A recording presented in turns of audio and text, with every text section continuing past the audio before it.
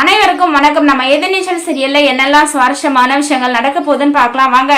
சக்தி பத்தினா இவ்வளோ நஷ்டம் பண்ண நீ எங்க வீட்டு வாசப்படியை கூட மெரிக்க கூடாதுரா, உடனே வீட்டை விட்டு வெளியில போடா அப்படின்னு சொல்லிட்டு கரிகாலன்டா கழுத்தை பிடிச்சி வெளியில தள்ளுறாங்க.